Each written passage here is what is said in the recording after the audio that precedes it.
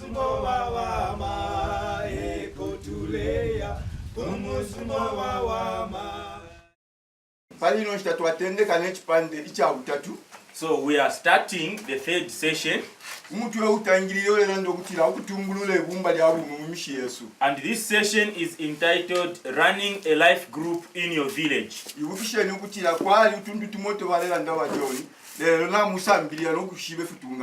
Remember, yesterday John was telling us or teaching us about the icons, or maybe to follow the icons in the book. So in this session, I will start with a story. There was once a village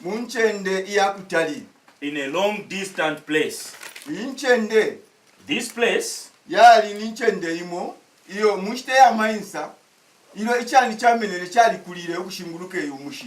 during rain season, the grass had grown very tall round this village. In this village, there were two little children. Their names are Precious and Piri.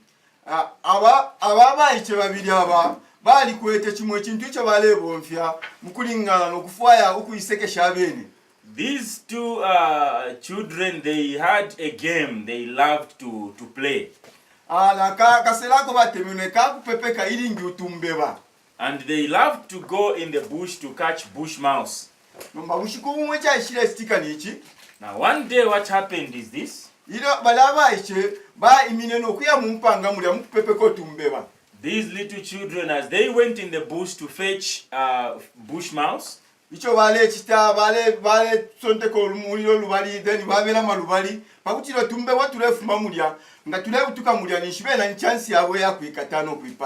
used to use a strategy of like burning a bush, and then whilst the fire is burning, the bush mouse could come out and run, and then they will hide in front, and then they will be catching them. They were very happy with that system because every time they used that system and they succeeded.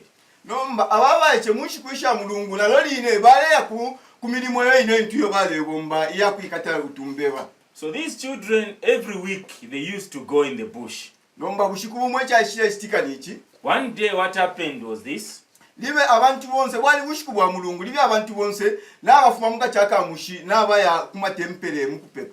was a Sunday when everyone had gone to church.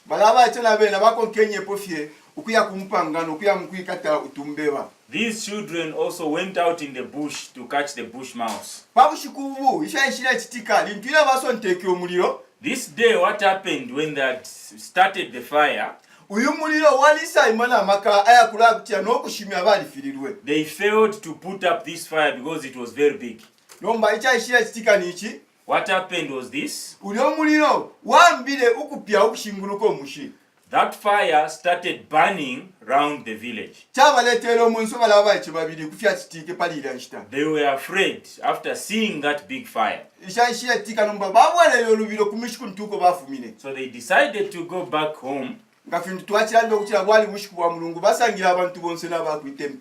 we said, it was a Sunday, so they found there was no one in the village, everyone was at church. Then they said, this time everyone must be at church, so let's go to church. When they got there, they found that it was a time when the pastor was preaching. When these little children got there, they found the usher standing by the door.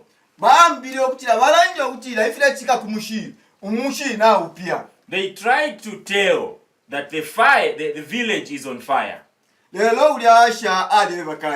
the usher was stopping them. They kept on trying to tell the news, but the usher kept on stopping them. In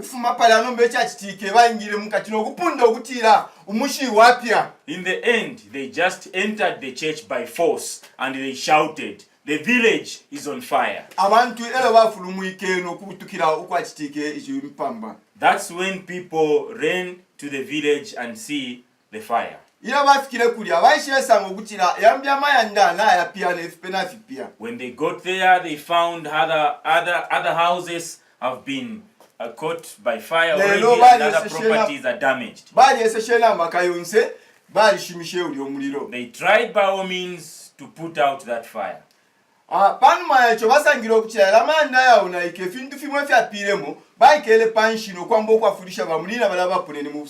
And they started helping one another after having that damage to the properties that were damaged.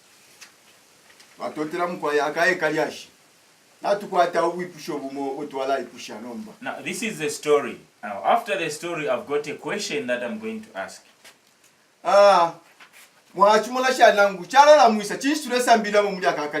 What do you think this story means?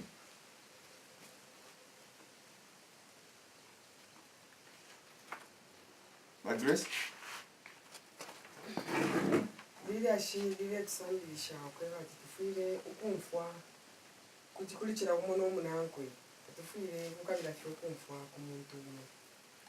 This story is teaching us that we have to listen to everyone. Others want to who have got a different answer. From what I have heard, so it means for me that the children can be of hand. They can have children. They can have assistance from children. Kuli ine ifyo na umfwa kutira abana kuti baba bakwafuirisha mu kitashimona bene barafwa mu kitashimo. Atimono kubo kuli ba tata. Ifenga tafia ona ikire ngaba umfira bayikire bafikire nokulanda okuti umuliro kuna utampo okupia. So abayiche nabena bali kwata omulimo. So abali ngokusula filo kumfwana ko bayiche balelanda. If they had listened to those little children, the properties which were damaged were not going to be damaged. So this story is teaching us that children also, sometimes we have to listen to them. Ngakuliko nabambya benga kwata ubwasuka bwapusana kuna bena bali abantungwa ukwasuka.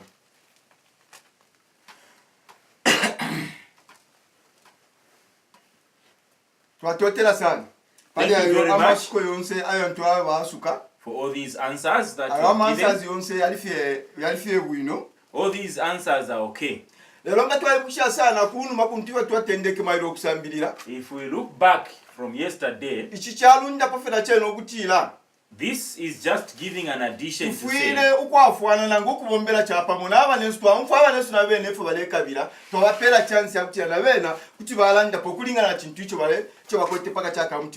we need to listen, or we need to work together. We need to allow people to speak and listen to them, to whatever they have to say. If you are following the story, when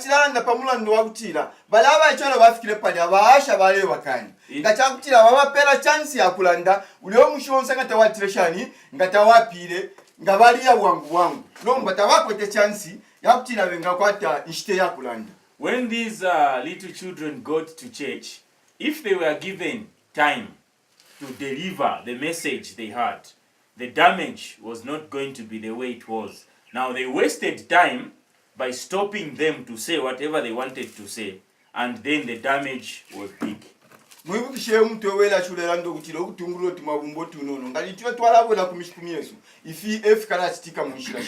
Remember, we are learning about running a life group in your village. So these are some of the things that will be happening when we go back to our various villages.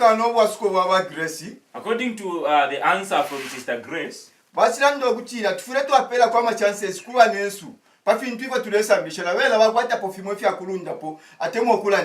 she said it's important to give chance to other people to listen and to give them chance to say whatever they want to add. So konka nyapo okutungulula amabumba tenshitafe yenu mweka ukulalanda fye mweka iyo na bambi mukachake ebumba nabe nabafuire balelanda pakutira muleishi bakuchetulendera chapamo. So even you, when you go back to your various villages and communities, you should remember that you have to give chance to everyone to say. You have to give chance to listen to everyone, whatever they want to say.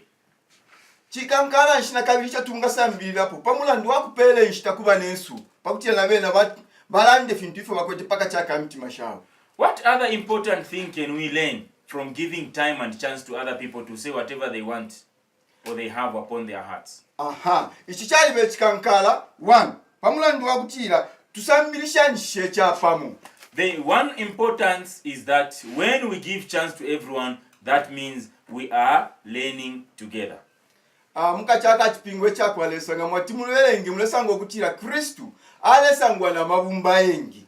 When you read the Bible, you find that Jesus used to spend most of his time with groups of people. So aya mabumba ikyalesangirwa na Kristu 1 balekabira okusambirira okumfa kuri Kristu. The reason why these groups of people were coming to Jesus is because they wanted to hear and to learn from Jesus. Tabale operafe mukumfa kweka bale kwatele nshite yakuipusha na Kristu ale basuka. It was not just about them listening to Jesus, but after teaching them, he was giving them chance to ask questions and he answered them. So ichikankala na chimbi ichaba mukwa mpana patuma bumbo tu nono. The other important thing that should be there in a life group, chali bechikankala byola mwakumala abantu abanono mukasambilisha nya wino chipingwe chakwalesa. it is very easy to learn together in a small group. Kabiri nokulanshanya mukalanshanya wino chapamo na bantu abo mulongene na bena. It is very easy to learn when you are in a small group. Kabiri mufuire mwakwata isenge na abantu abo mulesangwa na bena ishitane shita. Having a small group, having to be learning in a small group, it's more like having fellowship. Nalanda pamulandu wesenge. I'm talking about fellowship. Apa ulesenge tamunga mpala na abantu mkuikatana. Without fellowship, you cannot work with people in unity. Kanshi isenge yali bachikankala yolonza tulebombera chapamu. Therefore, fellowship is very important whenever we are working together. Chisuntinkano kutira chachine tuli chapamu kai tulebombo mulimo wine nokuikatana na tuikatana nilo ile mkwetesenge chapamu. When we have fellowship, that is when we know that we are united and we are working together. Icho mukasanga la kabiri chikabe changuka okupepereshanya amafya ntwa tukwete. You will find that it is going to be easy to pray for one another's prayer request or maybe to attend to one another's problem. Ichirango chakutira lintwira mwakumana chapamu era mwala ishiba amafya chira umona umoya ntwa yakwete. When you meet together, that's when you can know the challenges or the problems that each person has in their lives. That will give you way to pray for the problems, the challenges that are in people's lives.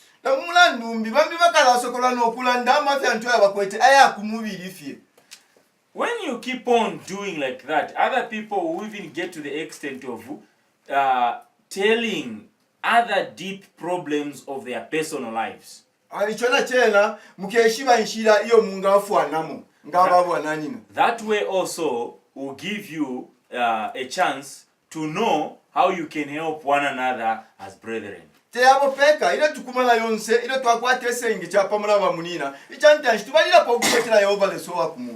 not all. Every time when we meet as brothers or as brethren, the first thing we do, we begin to worship or to acknowledge the presence of God in our midst.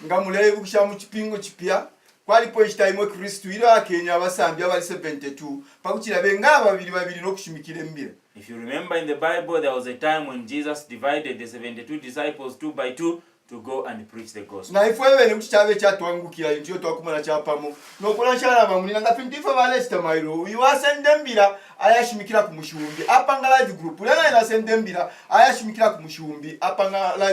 As a result, I'm a live group. Even us, we can do the same. This one gets the gospel, goes to that place, plant a life group. Another goes to another place, plant a life group and the work is going to grow. So chikankala sana ukubombera chapamo pakutira umulimo ubyo wangu kakachaka milimo ntiyo tulebomba. It's very important to work together to make sure that the work is light where we are working from. Hapo mwale mfomale laba John balala ndokutira umuntu onso waisa mukachake ebumbalira mwimutamfyanero pa mumulekeni mubombe nankwe. Whoever comes in a life group, don't chase them, welcome them and work with them. Mula ndunshi pantu Kristu nabeta pakutira bela bengesa sangwa mukachake ebumbalira no kusambirira no kumuishiwa no kusange epusukiro. Why? Because Christ has called them to be part of that life group, to learn and to find salvation. So icho chikankala sana ba munine fwe pamula nduno tumabumba tuntuto tula mkufominga kuntuko tule. This is very important about the life groups we are going to form where we are going. Tatufuire ukulesha umuntu neryo umo tufire twabombera chapamo. We should involve everyone. Ututuna tumabumbo tunono tatutendeke pali ino nshita ukukonga fina kunu malangu mutipingwa chakwalesa ifi fintu fyale sikana kukale kunu meya kale. This idea of life groups has not just started today. It started a long time ago because even early churches used to meet in small groups. Nga mwachimugisha sana na mkachi akamalembo ya kwalesa kunuma bale kumanina fya abantu mukachaka amayanda bambi bale kumanina munshi ya fimuti. If you remember in the Bible, people used to meet in homes, others used to meet under the trees. So na ifwe bene lutampulo lumoluine linchira twakumana kuti twasale nchende ili neutral ili isuma pakutira bonse umuntu aba comfortable ukuikala pala no kusambirira nishali free. Even to us, it's important that we find a neutral ground where we can all be okay to meet there. So ifo fiena tufure twafishiba ilo tulepanga mabumba no konkomesha mabumba Yesu pakutira bonse baba abakakulwa panchende panto ya salwa ukula kumanina poishita. We should put an emphasis to these things when we go to plant our life group. Na chanda popamboni shimo kutira na abanesu fyalestika muri yine nshira mutumabumbo tunono ngati watuloleshe mushipingo chipya mwali wa abena Roma 16 verse 3 to 5. When we read the book of Romans 16 verse 3 to 5, we will find that the early church used to meet in the same way of small groups. Pasta imo inenga mwatimoni abena Philemon 1 verse 2. Even when you read Philemon 1 verse 2, so na wena yaleranda pa fintu fimofini. These passages are talking about the same things. Kanshi techeni kabiri techintu ichakumitinya temo kumiturumusha pamula ndwa kumala panchende apa salwa. So this thing is not a new thing or a strange thing that can like scare you. Why you should be meeting in this way? It is something that started a long time ago. Natumone ya malembo abega kwatako nshite yakuberenge ya malembo. Yesu bilokutira nabapekanya bwino tututabo pantu nama verses yaliumu because limoli momo tuya ama Bibles yala tashani yala shupa. So chilicha twangukirako pali ino ishita. So kubula zake na gatabo mwamba no kuberenga. Romans 16 verse 3 to 5. Ndipo sha Priscilla na Aquila aba bonfi banandi mu mulimo uwa kwa Kristo Yesu. Aba bantu pamulandu wakumpususha tabatinine no kufwa kuine. Habiri teineneka mbatasha lero nakunkuta shonse ishabena fyalo nasho shilabatasha. Ndipo sha nolukuta ululongana munganda yabo. Ndipo sha nabachusa bandi epeneto emuntu uwabalilepo ukusumina muri Kristu muchalo cha Asia. Ngafi ndiwa tuleranda po twamfwa ukwele mboliranda okutira ababantu bale kumanina munganda. Just like the passage, these are the things we are talking about, that even these people, they were meeting in homes. Ngamwa chimutontonka yokumana munganda teyaleba mabumba ayakala mbanganshi. If you try to think about a group of people that is meeting in a home, that tells you that they never used to be big groups. Yaleba fya mabumba ya non. They used to be small groups. When we compare this church to the life group, it is just the same. Let's try to read another passage. Philemon 1 verse 2. Twalembera uyukalata akulukuta ukulongana mumobe. akuli nkashi Yesu afira na akepo uwa bului bwamfumu pamo na ifwe. So nga mwachimu tontonkanye ilile mbola lela lila suntinka ya vipa fintu fimo fine. If you think about this passage, it is also talking about the same thing. Awabantu abo bapenda ichile pilibula kutila kali bumba fyaka anono. These people were just a small group. If you are na imwali ntilo muleya twalesa mbila maloba nanda pe bumba ukwambila pali 4 ukufika na mpai 10 up to 20. Just like we were learning yesterday, a life group starts from a small group of 4 people, 10, 20, up to 30. So ilibumba kuti naikala mukati kanganda. This small group can meet in a home. Kuti baikala munshi ya chimuti. They can sit under the tree. Ndakulishuko kuti baashimala muni classroom kuti baikala balasambirira. If it's okay, they can even meet in a classroom. So icho chonse nchende yasalwa chichanguka ku bantu kukusangwa palile nchende. So all the places that can be chosen, it's okay for people to meet there. Ishikankala tuishiwo kutila tatufuira okutamfya umuntu nelyo umo. What is important, we should bear in mind to say everyone. Kaite ifwe weka fyo ukuiminina mpaka ukupusha okusambira tulesambirisha fye ukwabulaba nesukanala ndaponelo chini. And we are not the only ones to teach or to stand and speak every time. We need to remember to involve other people. Icho chikalenga okutila twendele chapamula bantu abo tuletungulula. This is going to make us to work together with the people that will be leading. Thank you very much. Okay, we just have got a little bit of an activity now. So we need 4 volunteers. 1,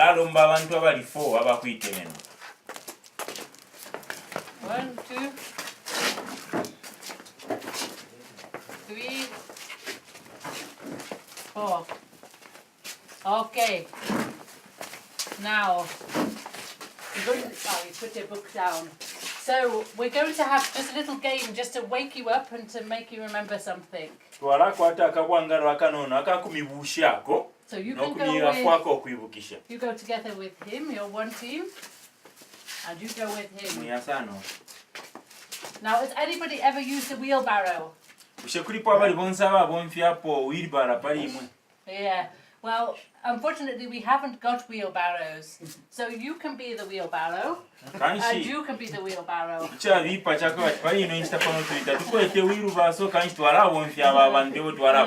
this is a game that we used to play with children. So we're going to have a race from here to this side.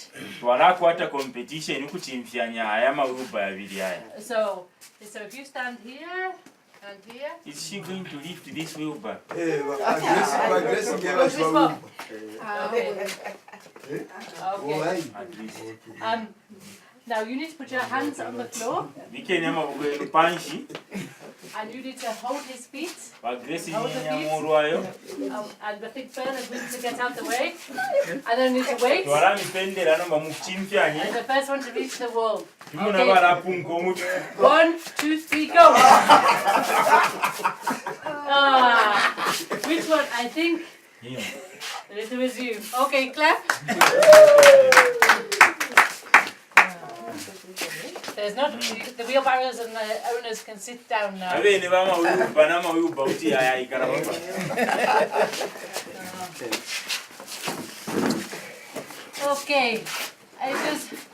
it's just a silly game. We used to play when we were children. Did anyone here also used to play? Yeah. Yeah. But the wheelbarrow can't move without the helper. Okay. And the helper, if it was a real wheelbarrow, couldn't carry much stuff without the wheelbarrow.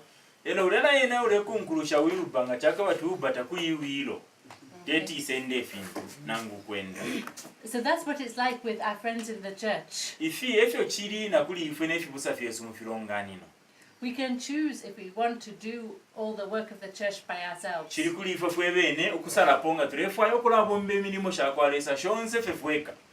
but we won't be very effective. Nombanga twakiteefyo tufira okwibukushoke wati tatwakakwata amaka yakubomba bwino. Because we need each other. Sometimes we need someone to give us just a lift. Tulekabira abaneeso ekitashimo tukabira fya bakutwimyako. And sometimes there's too much to carry, so we need someone to help carry. Ekitashimo wiuba nayo nga mwayilonga efintu firafurisha kulabako bamo abakwafirisha okusendako fimbi. So when you're back in your churches, in your groups, nga mwabwekera kufironga eno fyenu kumabumba yenu, then remember that and think, I'm not meant to do all the work of the gospel by myself. Mule yibukisha okweba ati nshiringire okukita emirimo shonse neka. Okay? Find other people to come alongside you. Fwairiko abantu bambi abengesa abapamo na imwe bakubomba. Encourage them. Bakoseresheni, bakosheni. Work together instead of Bombereni kyapamo. by yourself. Mukifulo kyakubomba mweka. Okay. Now the advantage of having things in a small group is when it's a small group, you can easily tell if someone's not there. Ubukankala bwakubombera kyapamo mukalibumba akanono kuti mwayishibanga kyaka bati bambi n'abalofu atabeishireko.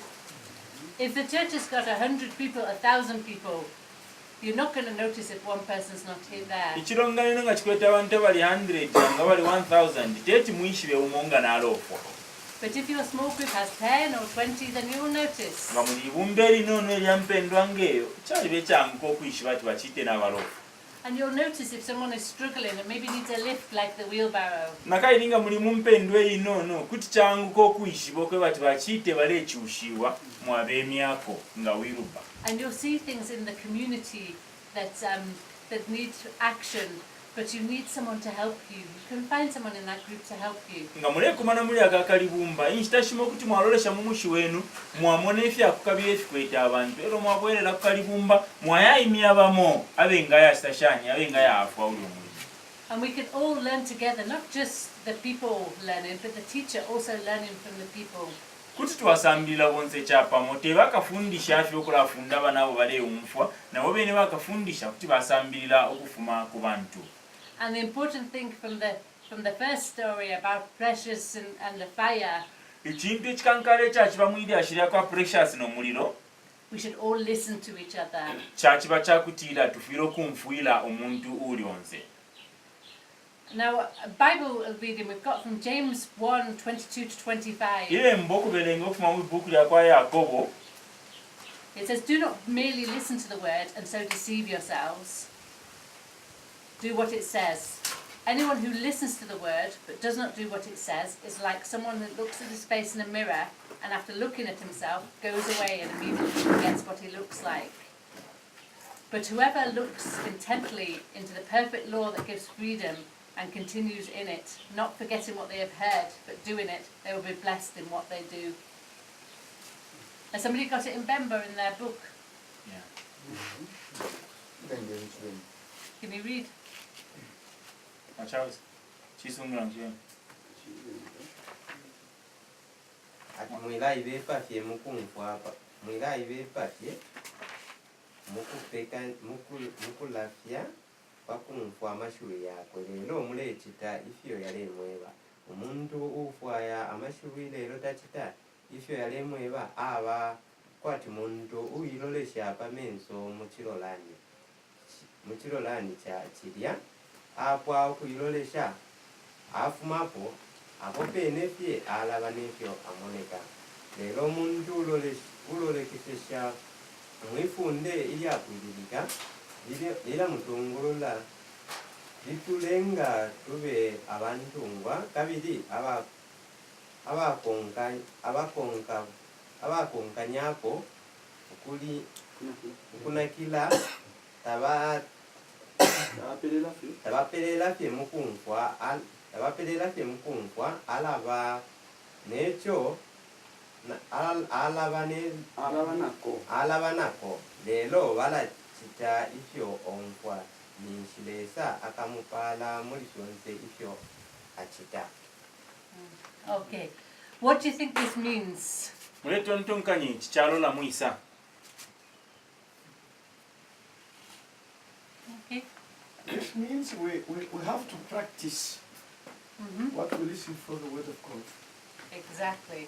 Ichichapiribula okutiira tufiire okubiika mu kuchita ebintu biffe tuleewunfwa ekyewo kyakwaleesa.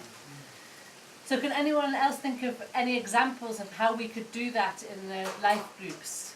Bushe yabali bonsabe nga tuteerako ekyakumwenako ekyakulondolola omwerire embo lyalola ife ebintu firingira okukitwa mu life group.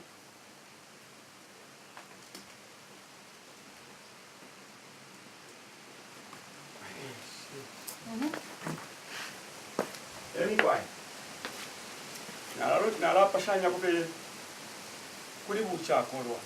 I will give an example of a drunkard.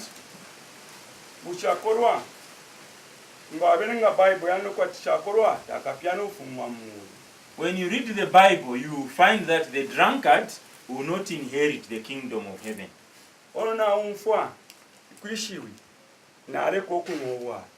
When I hear that message from the Bible, and then I decide to stop drinking beer, because that's what the Bible says. So that means this is an example of a person who has heard and has decided to put it in action by stopping drinking. Okay, okay. Thank you, sister. Good. Now, what about your group? Maybe they know a drunkard. Nomba tientuloleshe pali life group yesu n'abakwata omuntu oba ayishibwa okutira nkyakola. Will they welcome them to the group, or will they make sure that he never comes? Bushe life group yeno ikabapokerera bali abantu yayishibwa tini bakyakola nangu bakabakankamba. We have to welcome them and teach them. Yeah.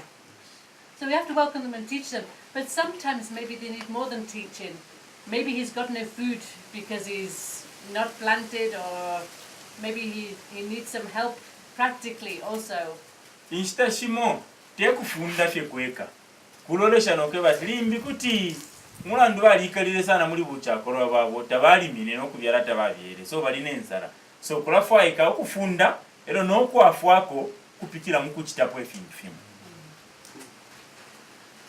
What about other things that you could do as a group, or as a few people in a group, to put what you hear into practice? Ngefya kumwena ko fimbi fyo mwingalanda pakubika ifyo mule umfa mu kuchita. Ifyo mwingabomba ngebumba.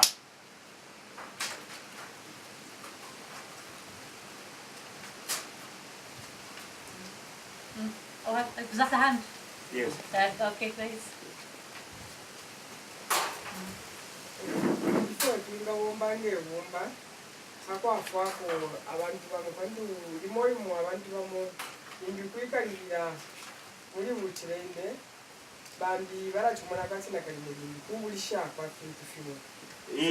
one thing that we can do as a group to help some people is this. Some people, when they are involved in prostitution, they say it is the reason of not having. So tufiye tuababa kubasambisha ko ukwebo kwebati nabena bakwata kwemilimo imo iyo bengala chita pakutira balesangira mu akabukumu pakutira tabafuma ko muri burya umurimo wabukirenge tutabasambisha ko akamulimo kamo utabara sangira mu kabukumu.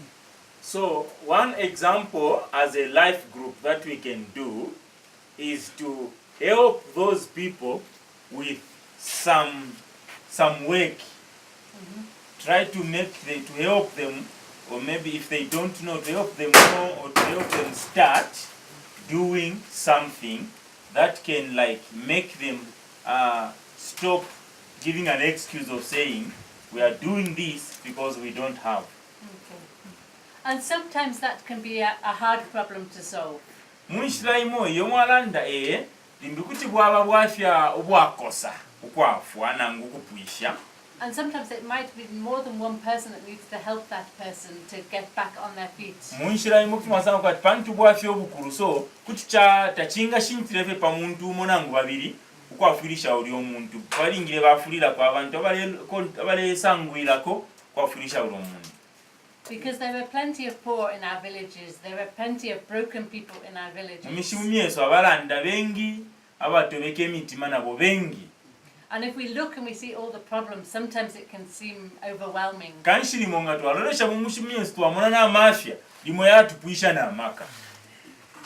Yeah, but when you're together as a group, you can start small things together, encouraging yourself. Let's help this one. Let's help this situation. No manga mwaleka ukulolesha pama afya ya sangwa mumushi palwenu. Mwambo ukulolesha pama afya ya mumushingi ebumba. Ero mwatampa nokola kitako tuntu panono muli panono muleya mulekwanisha okwafu amafya yengi mumushi. Bantu mulesitange ebumba. So maybe together you can start having a small impact that becomes bigger as more people get involved. Kanshi chire tusambirishe okwebati ifwe chapa monga life group tukatampoku bombo tumilimo tunono lero to tumilimo tunono tukalaya tulekula nama results nangu ifya kufumamo fikara afire kula. I want to encourage you, if you see problems in your community, if you see situations that need some input, ndefo kumikoseresha mumushimumye nunga mwamona amafya aleka biro kusangwirako, don't wait for someone else to solve it. Mwiralolera abantu bambi kufuma kumbi kwisapuisha buli obwafya. Maybe that problem is your job. Tamwishibera imbi buli obwafya enchito yenu. But maybe you think, it's a big problem, I can't manage by myself. Limbi mwarato ntonganya ati bwafya obukalamba tetinkwanishe palwandineka. Then go together with a friend or some friends from the group like the wheelbarrow and start making a difference. Bombere ni chapamo kuyapamo na bamunyine enwenga fya twachira imya wheelbarrow nokutampa okubombera chapamo nokuleta okuchinja. Okay. Does that make sense? Yes. So we don't want the groups to be just places where people learn and get fat with information but never change their life or change other people's life. Taturefayo kupanga ma life group akabati abantu bali kumana nokulasambirira echebo ero baina kuchebo but bali kalafe parapene tabale chinja mmyeyo yabo nangu kuchinja emyeyo yabantu abekere na bena.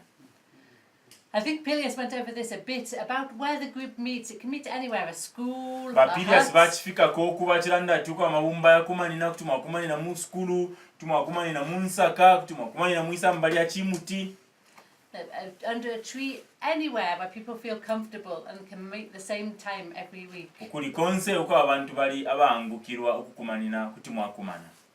Okay, we've got another little game. Natukwataka bwangalo nakambya kanono. Okay, so for this game, we need a ball. But if you're teaching, maybe you don't have a ball. But I'm sure you can find chimpombo, hey? Homemade football. Okay, and if you can't make that, then you can even make a ball. You just need to take off your socks. Then you have a ball. But today we're lucky, we've got the children's tennis ball. Okay, now I'm just going to play a game here of catch. Now, I'm enjoying myself. Are you enjoying yourself? No. Why? We are not playing. You're not playing. Okay. Maybe one come. Elijah. Okay. Now, this one, the one playing, is a bit like when you've got a group and the leader is doing all the talking. Chilangiro chakwe bati ndi muibumba ninebo ntungurushi ndetungurure ebumba efinondete. Okay. Now with Elijah you can go back a bit. Then we can play. Ifi tulete yana ba Elijah. Okay. How is it for everyone else? We're just playing the two of you. We're just playing the two. You're not involved. Sometimes it can be like that in a group. The leader asks a question and the noisy one always answers.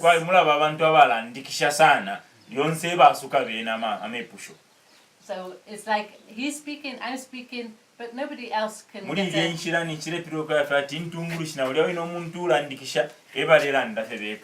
Okay. Abambi Can I tabaliranda. have 3 more up? Ndero mbako batatu bambi beseko kuno. Can you just come a bit closer? Okay. So imagine this is the group. Elenganye nyukutira iyi ni life group.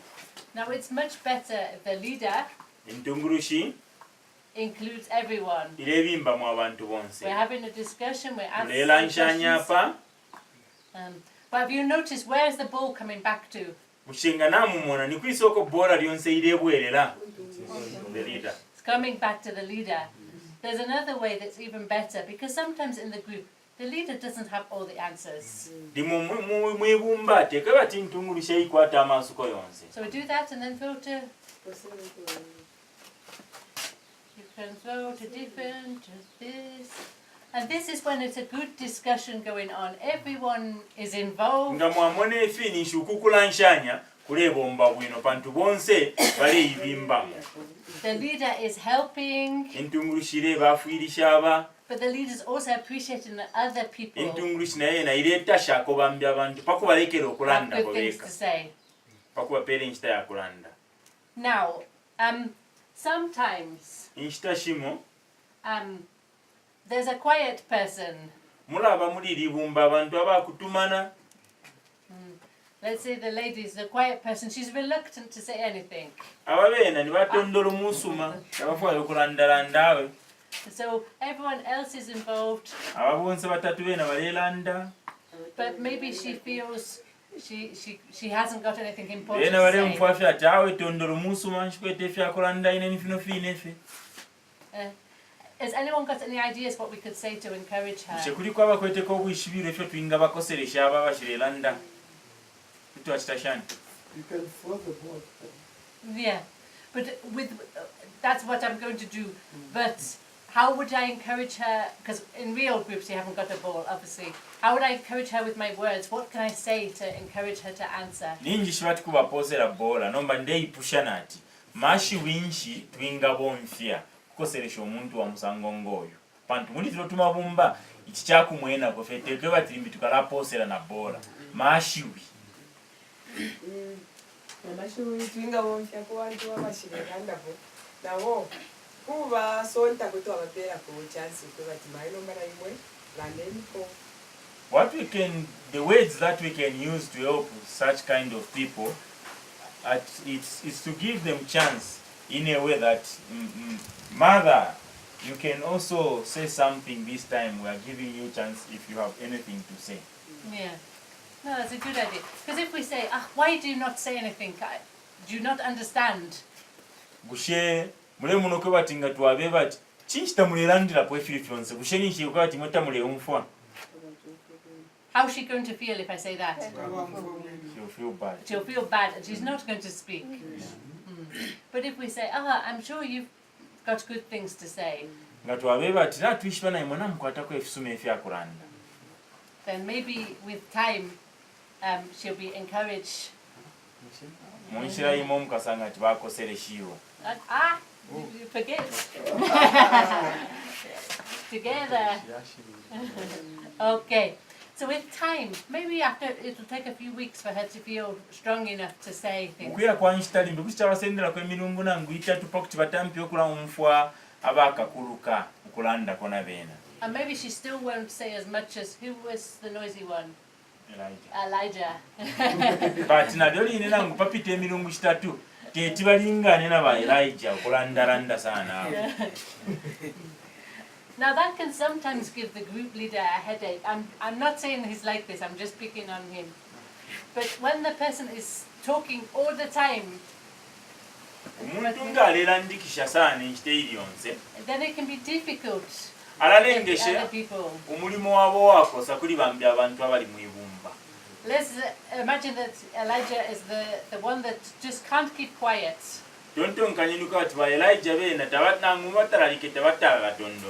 What can we say to him? We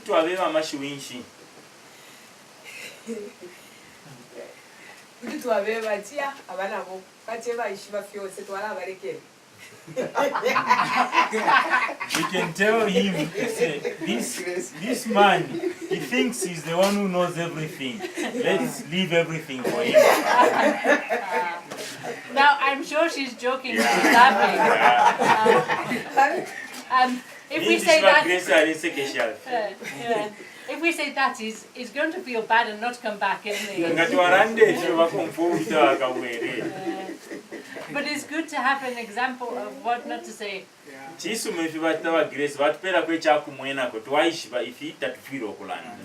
What can we say? I will thank him and then ask another person to Yeah.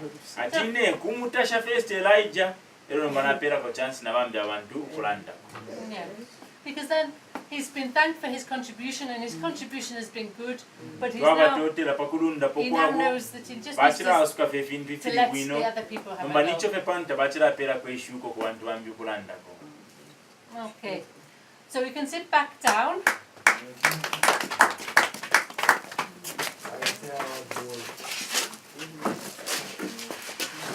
Now, there's also another problem that sometimes you get in groups when you're letting people be open and discuss.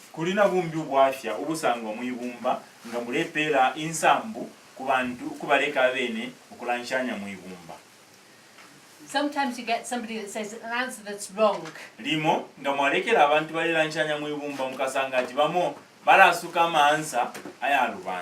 Like they say, oh, I don't believe Jesus is God.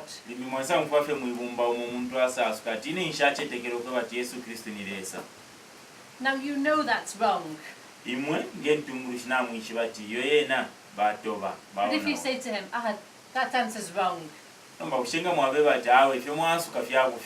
how's he going to feel? He'll feel bad, and maybe he won't come back. We can you can say other things like, oh, I used to think like that.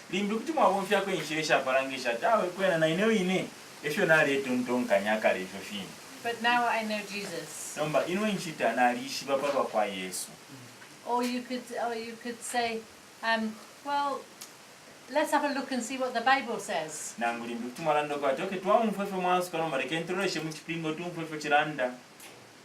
But let him be honest with his answers, otherwise he can't learn properly.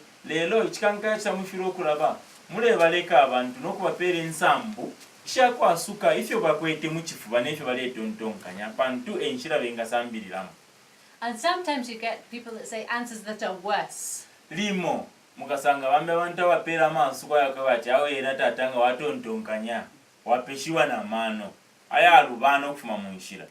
Sometimes they might say, I think that nobody should meet in churches.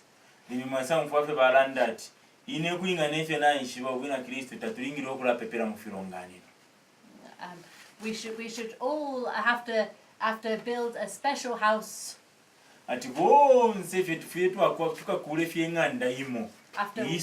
Out of one certain tree. And anyone that doesn't go to that church is not the right church.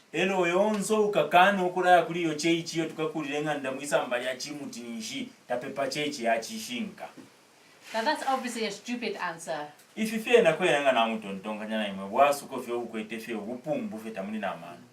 But you can't say that. But you can say that's interesting. I've never heard anyone say that before. Let's carry on looking at the Bible and seeing what we can learn. Okay? And then you've stopped that being an issue and you've moved on.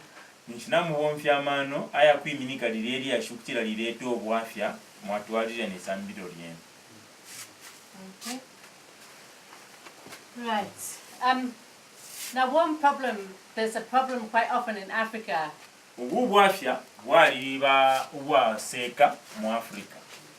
Is time. When people say, meet me at 14 hours. What time do they come? 16. 15, 16. Yeah. So, we we need to be careful in our groups that people know that they can rely on us to start at time and finish at time. Ifwe tulingira okuyishiba timwibumba lyesu abantu bakola tuchetekera okutira tuleeta mpapa nshiteyalinga n'okukwisha nshiteyalinga. I'm not talking like maybe 5 minutes. You can see they're just there. They're going to be here in 2 minutes. Then you can wait. Tatuliranda okweba ati mwaikala kofe panono muli 5 minutes. Namu monona bambi bale isabali padi ati pantu natuikala 5 minutes tuwalasalangana. Awe kuti mwarolela. But if you say your group's going to start at 14, 16, 17, whatever time you say, starts at that time, then people will know. Lelonga mwabike nshita kutira tukalata mpe nshita. Iyo ine nshita yo mwabika eyo muleta mpa kutira abantu beshibe kwebati nshita yo tuwamfwana ya kutampa. And the same for finishing. If there's someone that still has questions, let everyone else go and you can carry on discussing, or you can discuss next week. Nga ile nshita yo mwamfwana ya kupwisha po ya kwana nga kuli bamwe abali mukampampa balefu okuya kuti mwabapere ensambu ishakuya ero nga kuli abakweta mepusha enga shali la pakulekeresha mwaranchanya ero imimwe mbanga bantu English mwaikara mwaranchanya na bali abantu. Because people have got their farming, their jobs to do. If they know that it's 2 hours, they can trust that. It's easier. So abantu bali kwata emilimo shabo kulima nashimbi emilimo lekana. So kanshi nga namupampa mikenishita kuti basungira na bena bayishi bajawe muri inshita kuti naya then nga nainuka na labwera nsembombe kwe milimo shimbi. Okay. And make it every week if you can, because if it's this week and then in 3 weeks, then people will forget. Chibike nyuke bati nga mukala kumana chira mulungu chibe fefine kuko chira ono mulungu mwakumana mwaterosha kwe milungu 2 abantu barashupika okwishiba bwino. And encourage people to come regularly. Sometimes there's something that happens and they can't come. Koseresheni abantu kwisa lyonse limoli mukora bafimwe fichitika fingalenga abantu kufira okwisa. And that's fine, but encourage people to prioritize it and make a commitment to it. Lero koseresheni abantu kuchibike chantanshi kuipelesha. Okay. And another problem we get in places where these life groups are new is opposition. Uwafya bumbibo tukwata uko kwa life group ya chiria yapya tulakwata abakukansana na bena. People think that you want to destroy their church. People think because it's something different that maybe it's Satanism and they want to teach you wrong things.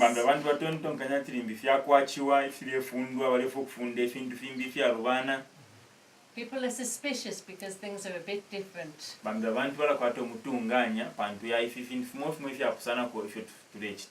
And what's the best way to deal with that suspicion and confusion? Is communication. Which is both talking and listening. Because unless you hear what they're thinking, it's difficult for you to explain. But usually if you take time to explain and go back to explain and correct the things that are wrong that are being talked about,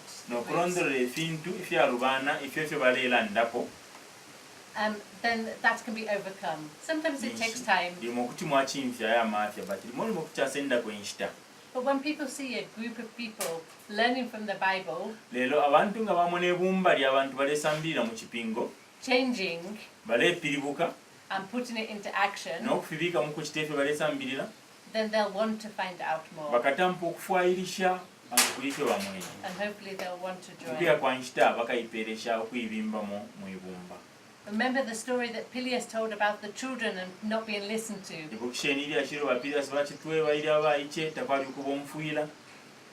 And remember the ball game. Okay. Now we can practice in small groups just to remember what the ball game is about.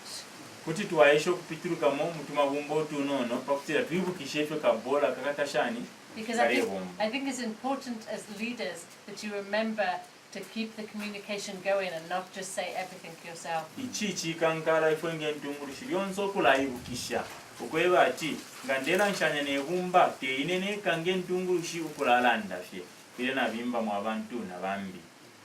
And remember, the life groups are just groups of Christians. It's nothing particularly special. Ibukushe amabumba yabumya mabumba fe aya abena Kristu abafumye mfulonga nefyakelekana bakolongana parata pali chimbi chichirirepo sana. But it's helping people to study the Bible, Lechikankala kwafirisha abantu kusambira ekipingo, to share their lives together, ukwakana kwemyoyo yawo kyapamo, and to remember Jesus is at the center. n'okwibukisha Yesu Kristu nga ekishinte. You can even, if you want, have bread and wine and communion and remember Jesus in that way. Nga mulefwaya kuti mulekwata n'omulaliro kwibukisha Yesu parapeni. You can pray together. Ikiwukisho ndende mpiribule kuti mwapepera kyapamo. And you yourself can be generous and give time and money. Ero na imwe mene mulingira okuba abenga baba kuyipeera ekyokupera kwenkita eno n'okupeera n'olupiya. And encourage others to also be generous. N'okoselesha ko bambi nabo bene okuba bakakuluka kukupeera n'okutungirira. You can worship together. Mwapepera kyapamo. And you can witness together. N'okuwina emyoyo kyana mukushimikira kyapamo. If we have such a great thing in Jesus, then we need to tell other people. Nga twalikwata ekikyabupe ekikulumu kyakwa Yesu tulingira okukipeerako n'abandi. We can't just keep it to ourselves. Tatulingira ffe okukisunga fwe bene fweka. Kumusumbo wawama ekotuleya, kumusumbo wawama ekotuleya.